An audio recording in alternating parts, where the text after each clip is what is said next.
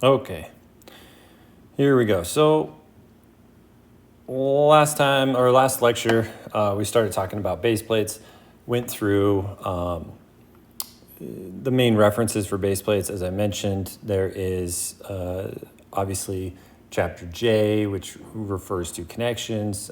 In there, there's also discussion about anchor rods. Also in part 14 at the beginning of the steel manual, there are some tables and some discussion about anchor bolt sizes for holes and base plates and washers, recommendations and things like that. And then the big one is the first design guide published by AISC, so Design Guide 1, which laid out a lot of what we're going through right now, and really kind of breaking up the load on a base plate into kind of, I guess, 5 categories, if you will. You've got concentrically loaded with axial tension. You got concentrically loaded with axial compression. Then you have base plates that have a moment on them, and within the category of having moment, there's base plates that have a small moment, or essentially a smaller eccentricity, meaning that the resultant force in the supporting concrete is still under the base plate, which means we don't have any tension in our anchor bolts. And then for large moments, it's the opposite, that resultant is sitting off of the bottom of the base plate. So without the downward force from the tension in the anchor bolts, we would have overturning of the entire base plate. And so there's the small moments and large moments categories. And then finally, especially with moment, typically there's shear with that accompanies that. And with the shear, then we need to resist that in other ways, and we'll get to that here shortly. So we're going to start by stopping in at moments, right? Base plates with moments on them. And more specifically, base plates with moments that have small...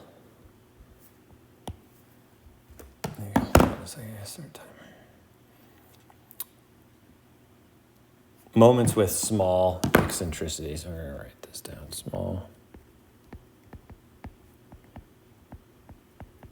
eccentricity. Okay. Looking at a diagram here, this comes from the design guide. Design guide 1 is where this comes from. Figure 331 is a base plate with small moment. What is that saying? Well, it's really just saying that this resultant here can stay underneath the base plate. And this Q changes, right, depending on depending on the required resultant force, with some of the forces in the vertical direction, right? This force at the bottom, Q times Y, has to be equal to PR, right? And so you equilibrate that given equilibrium, and then from there you can establish where, making that equilibrium, you can establish where that resultant force lands. And as long as it's less than what we call this E critical value, which is the maximum eccentricity epsilon, this epsilon here, then you are in the small moment category. And if you're beyond that, well, then all of a sudden you're going to go beyond, and you're going to have this required tension force in the anchor bolts. So N is our width, in the direction, or I guess, along the plane that we're looking at. And then B is the width in and out of the plane, which we've dealt with these two variables already. Width of plate perpendicular to bending. And so max bearing, this Q max, maximum amount of I guess, pressure that could be applied to the concrete, is from before, right? This FP max is this maximum pressure that can be applied, times now, this is the unit width. So Q is a unit, or per inch, per inch units for Q max, right? So it's essentially the maximum force along the length of the plate that can be applied based on the depth of the plate, or the distance perpendicular. And so this FP max, right, is max stress. which is calculated from before, right? The minimum bearing length, right, is based on the equilibrium, right? PU divided by Q max. That's the smallest value of Y, right? That will, oops, there's an alarm going off for some reason. Got to take more drugs, I think. So that's the minimum length of Y to maintain equilibrium in the vertical direction. That doesn't necessarily mean we're going to have that Y based on Q, but that's the minimum amount of Y that we have provided. Depending on the axial load and the amount of moment that's applied, we may be below Y min, or we may adjust that, and we might, it might kick us into the large moment category. So if we look at the max pressure eccentricity, so that's E, this epsilon value, it's sitting right here. E max is now N over 2 minus Y min over 2. Right, so if we look at this category, N over 2 gives us the length of, this length here. N over 2 gets us this length here. And then we're going to subtract off Y over 2. And that's going to give us our epsilon value, right? And that's based on Y min, so that's the maximum epsilon value, which we plug in the variables for Y min. We get N over 2 minus PU over 2 Q max gives us epsilon max. The load eccentricity, right? So where is E in here? Well, E is based on the applied moment, right? And the applied axial load. So it really equals the ultimate moment divided by the ultimate axial load. That gives us the, equivalent E, right? Or equivalent axial load at some eccentricity, right? Is the applied moment. If we look at now the critical eccentricity, critical being really the limit between small moments and large moment categories. If E critical, we say, is equal to epsilon max, not everything at epsilon here, is it? Epsilon max. Well, if E is less than E critical, well, then we're in the small moments and there's no tension, right? And so what this is saying is that in order to maintain equilibrium, we don't need tension in our anchor rods. That means that there's enough available force and or eccentricity, right? So essentially there's enough force, vertical force coming from above, right? That's equilibrated by the force in the concrete below. There's enough PE or force there and enough eccentricity that we can restrain the moment that's applied by having the applied force, vertically, the compression. If that isn't the case, well, now all of a sudden we're gonna have to add a tension force in there to make equilibrium hold true. If E is greater than E critical, now all of a sudden we're in large moments and we need that anchor, right? There's an anchor in tension. So if we look at, again, sticking with small moments, so now we know the boundary between the two, but say our eccentricity is less than or equal to E critical, and we wanted to size the plate thickness, right? So this is for bending small moments.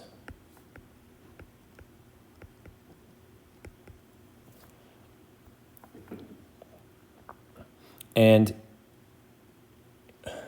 from the axial loaded, let's go back, I guess. From the axial loaded diagram here, right, for say the wide flange, and we talked about this, 80% of the width of the flange and 95%, I believe, right? So yeah, we had 80% of the width of the flange and 95% of the depth of the member, right? And those were our little lowercase n and lowercase m were these cantilevers, right? We're going to look at those same cantilevers.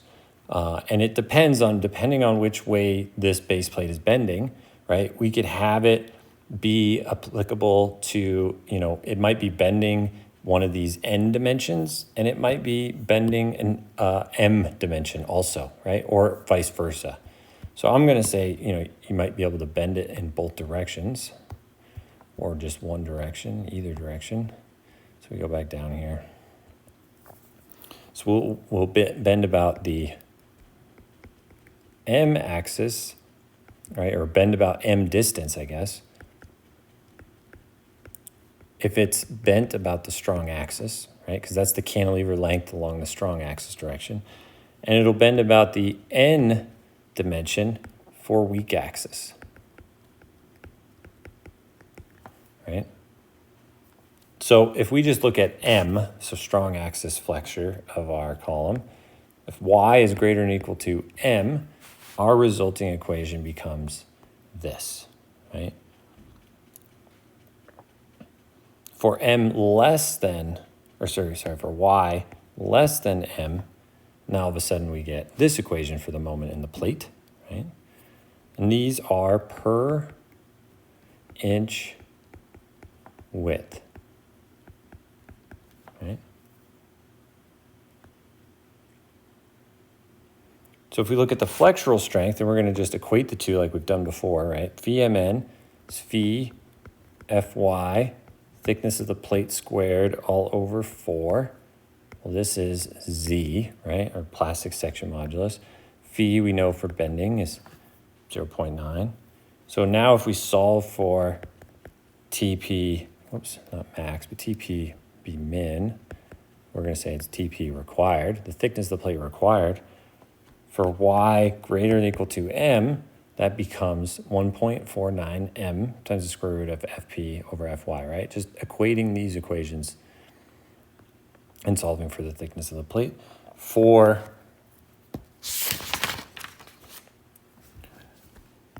y less than m, well, now we're going to get this equation here, right? And all these are derived and shown in Design Guide 1, right? So if you need a little bit more breakdown of maybe some of these variables or where these are coming from, it's fairly simple based on, really everything's deriving based on this diagram here, right? With the forces applied and the distances established.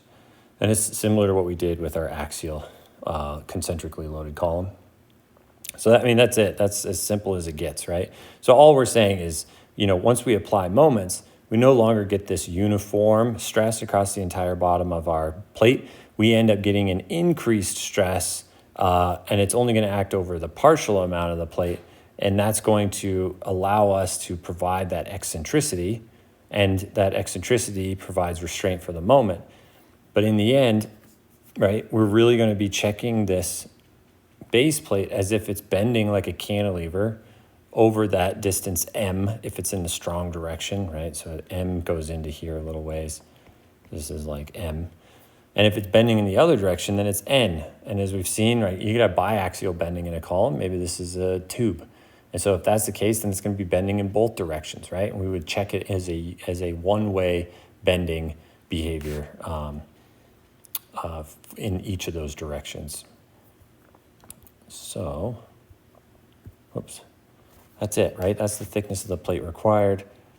We would be in good shape. There's nothing we really have to do out of the ordinary from what we did for concentrically loaded columns for our anchor rods, because really they don't have any vertical force, any tension on them, right? And the concrete's taking all the compression. So they're really there, unless there's some sort of shear, they're really there just to make sure this column doesn't fall down due to erection and give some positive connection between the column and the foundation. So if we look at base plates with moments now with large eccentricity,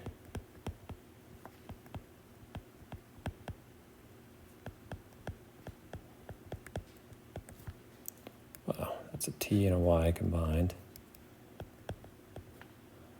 Right, E now is greater than E critical.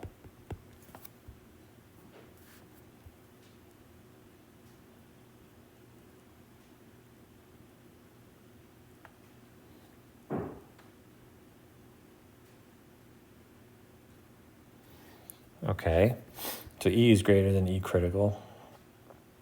What else? So we look at this diagram here, now we see that E is beyond the edge of the plate, right? So now all of a sudden we need to restrain that with some value of T or tension there. So there's some geometric requirements that have to hold true. This happens based on summing moments about B, point B. So this comes from, if we sum moments about B, set that equal to 0 based on the requirements of equilibrium. Some forces in the vertical direction also has to equal 0. We'll use those to solve one for the other and plug into this. You'll get this equality or this relationship we see here, which is a geometric requirement saying that if you meet these, well, then we meet equilibrium and we're okay, right? So the base plate doesn't need to get any bigger. If it's not satisfied, right, as I mentioned, the base plate must be larger. Okay, must be larger. And they give this equation for y, the value of y. It gets a little bit more complicated now, right? Because all of a sudden we have another vertical force at play that's an unknown. So you can't directly, well, you can directly solve for y, but it ends up being a quadratic. And so to solve for y, you get this expression here where we can say T now equals Q max times y minus PR, right? So we could solve for the tension force T from solving that equation there for y, which everything in there would be able to be known at the start of the problem, right? Or at least as a designer, you could choose some of these. Some of them have to deal with E, the eccentricity of the applied load. Well, that's going to come from the applied load, right? Or the moment divided by the applied vertical load. F, well, F is essentially the eccentricity of our bolts that are going to be in tension. So what's the distance between our applied force, right? Or the centroid of our cross section back to our tension bolts. And then we have our applied load, applied vertical load, Q max we know, N is the dimension of the base plate, right? If it's not known at the beginning, we could make a guess as a designer. F is still already known, right? N, F, so on and so forth, and we would get Y. That would be the required Y, and once we get the required Y, that's going to allow us to calculate the required tension force in our bolts, right? We would have to, overall, this equation has to be satisfied, right? So as a designer, when you're picking dimensions, right, you could go through and you could maybe guess a base plate dimension, right? And then from there, you could rearrange this for solving for the required F, right? Or guess both of those values and plug them in. But PR should be known, E should be known, Q max should be known. It's F and N in here, at least dimensional requirements are the two that generally you would be designing for as a designer because the loads are going to be known and the capacity of the concrete is going to be known. Excuse me, losing my voice for some reason. So with that, we're going to have bending at, whoops, I just have the at, right? At the bearing edge of the plate. And again, this relationship changes depending on the length of y. So if y is greater or equal to m, then the thickness of the plate required is the expression you see there. And if y is less than m, then the expression becomes what you see here. Right? Why are these different? Well, it's because if y is less than m, well, now all of a sudden that means that that pressure is not acting on the entire cantilevered length, which means the moment produced by that pressure, or that, I guess it's line load, is different, right? It's not going to be the pressure times the m times m over 2 gives you the moment arm, right, to devise the moment. So when you get to y is less than m, that's why things change a little bit. So that gives us the required thickness of the plate. This is if, y is greater than or equal to m. So if we have biaxial bending, we can just merely replace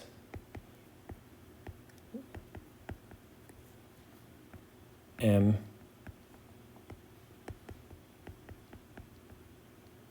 with N. It's that simple, right? Because these behaviors in the two directions don't affect one another, if we had biaxial bending, we'd essentially do this twice. We do it in one direction and in the other direction. If we decided that we just have weak axis bending, then this would be N, lowercase n, instead of lowercase m. And then if we had strong axis bending, then it is what we see right there, right? Secondly, what we have to deal with, right? So we have this compression, stress, force, load, whatever you want to call it here, on the cantilevered side or the toe side of the base plate. But at the back end, we have this tension force that's applied at the heel of the base plate, right? And so now all of a sudden that tension force has a cantilevered length, right, based on the location of our bolts. And so we want to determine the moment produced by this tension force in our anchor rods, which are creating bending in our base plate. And then we're going to equate that back to the plastic moment in our base plate. So if we look at bending at the tension edge of the plate, our required plate thickness becomes what you see here, right? Where this is actually a little bit conservative. This X dimension is going to the centroid of, if you look at that diagram, the X is going to the centroid of the wide flange. But if you look at the bending diagram before for concentrically loaded base plates, we went to 95% of the overall depth over 2, which actually kicks that out a little bit, which makes it a little less than if you went to the middle of the flange. But the design guide goes through and looks at it as the center of the flange, which is probably close enough. Probably just splitting hairs at that point. So that is really small, small eccentricities or small moments, and then large moments, and how you would design for that. And you're just essentially coming up with a required plate thickness.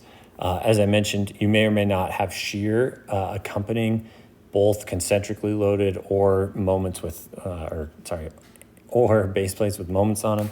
So there's really 3 common ways to resist shear. And some of them require some interaction with ACI, because this gets into that kind of gray area of who's the expert, who provides the guidance. And so the first one is friction, which is merely the plate to the concrete, right? And friction requires a normal force, which would require that your column has compression on it all the time, right? In every load case that you analyze, based on lateral load cases, you would require that the base plates have a net compression force, right? And then you would calculate a resistance to that applied load based on that axial demand, and hopefully it's greater than the shear demand. Unfortunately, friction gives us fairly low capacities, especially, there's what we call our overturning load cases, where we will reduce our shear due to earthquake, we'll reduce our normal force due to vertical loads, right? So we got our, 0.9 dead plus 1.9 dead plus E, or 0.9 dead plus W, right? And so we're reducing our dead load because there's some uncertainties in our derivation of those loads.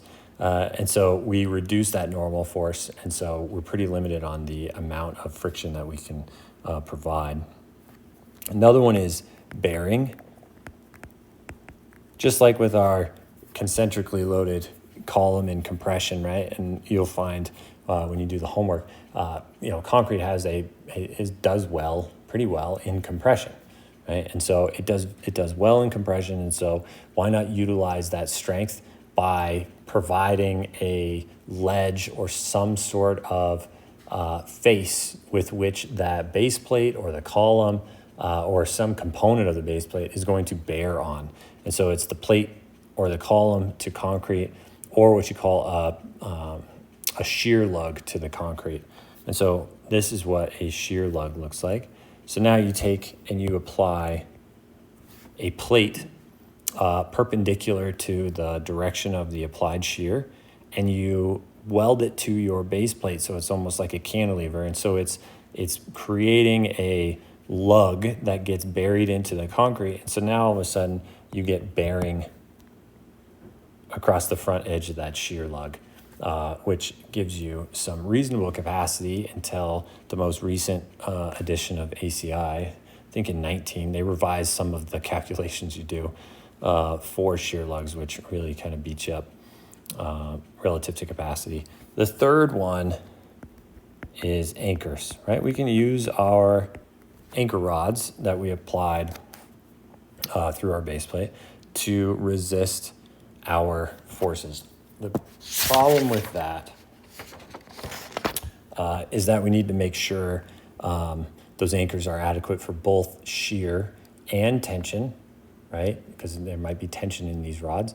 On top of that, because, earlier on I discussed in part 14, there's the table that gives us recommended anchor rod base plate hole sizes.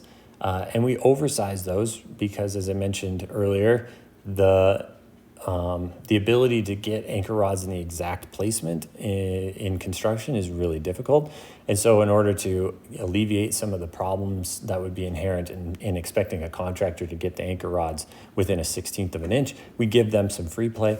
Well, if we put these anchors in very large holes in our base plate, now all of a sudden you push the base plate to the side, and now the base plate needs to move until, a little ways before it actually even engages the anchor rods in shear.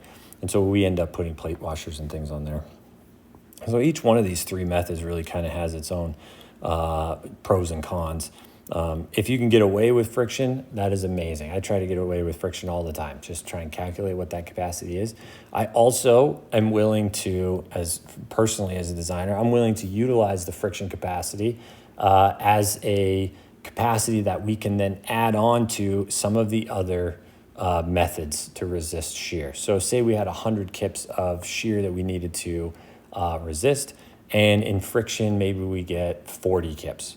Well, based on friction being 40 kips, the net amount of additional shear resistance that we need would be 60 kips, right? And we could do that based on bearing. Maybe we put a shear lug under there. Maybe we bury the column in a slab, right? And we assume that we're going to bear on the face of the column or even the face of the base plate a little bit. But we can use, the friction capacity to reduce the net amount of shear that needs to be resisted by some of the other ways, bearing or in the anchors. I've done that before. So if we look at friction,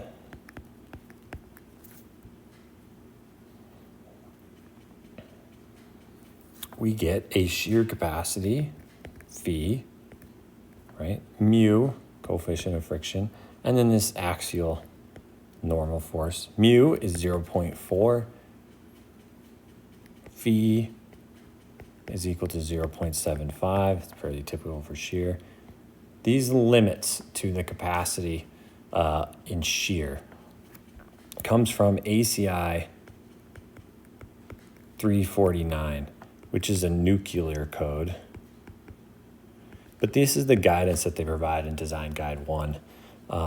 If you look at ACI 318, when they talk about shear friction, the coefficient here is fairly reasonable, and they don't provide any limits or anything when they talk about friction. But the design guide has gone out, and obviously in the nuclear world, they've done some discussions on some of the limits to our friction capacity. And so they provided those limits there. And you take the smaller of these two limits is going to govern. If we look at, so that's friction. If we look at bearing, which we're not going to do in this class, we're going to say ACI chapter 17 is where we're going to go, the anchorage chapter. And in there, they have an entire section devoted to bearing and shear lugs and how you calculate those capacities.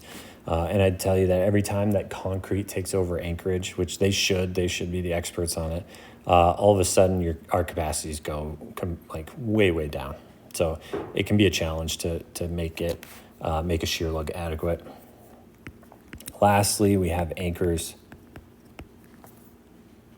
which we get our strength of our material from AISC.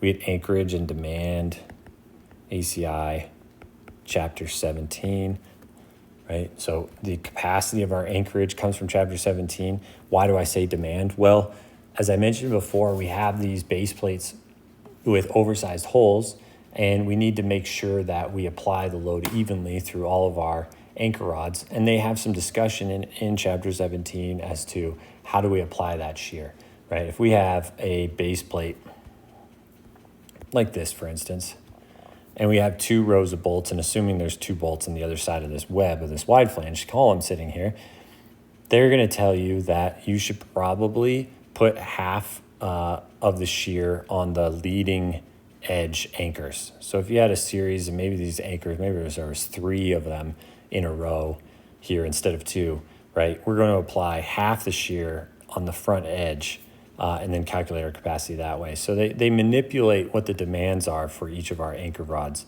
And the reason they're doing that is, and they discuss it in chapter 17, is that idea that we're not going to be able to guarantee that we're loading all the bolts evenly.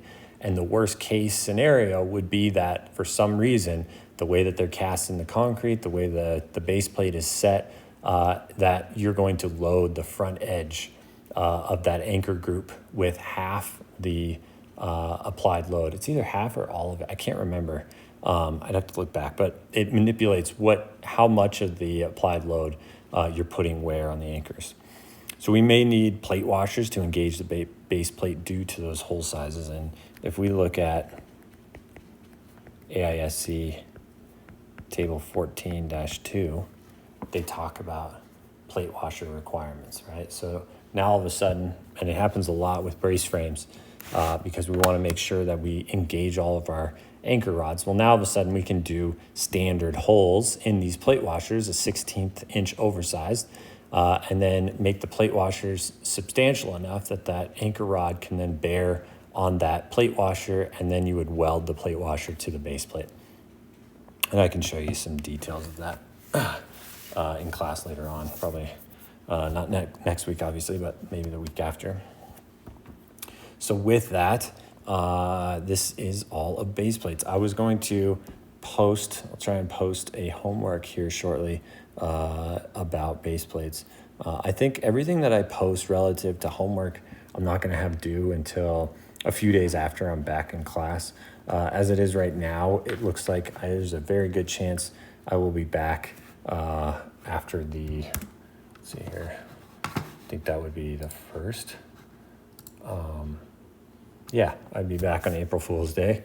But that's pending. That's just pending. So if you have any questions, feel free to reach out about this video, this lecture, or anything else, homeworks, and I'll hopefully see you guys soon.